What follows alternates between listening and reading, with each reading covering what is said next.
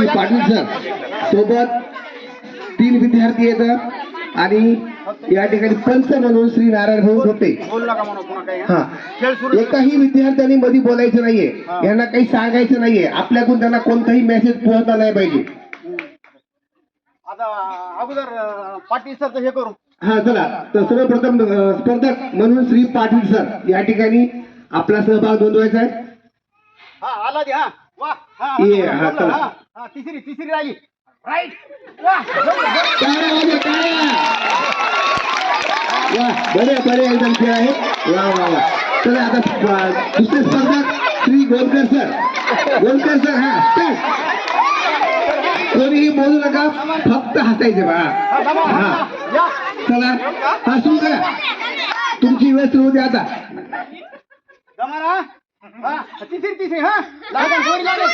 हा चला, दोरी पायाला लागू नाही पाहिजे, हे आपली अट आहे. हात लावायचा नाही, दोरीला हात लागला नाही पाहिजे, पाय बी लागू नये. हा चला करा, एकदम आला लागा.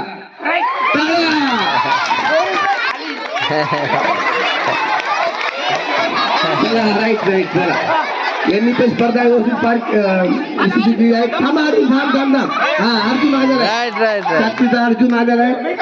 त्यानंतर आता गोविंद. चल हा स्टार्ट. 2 दोऱ्यांचा खेळ.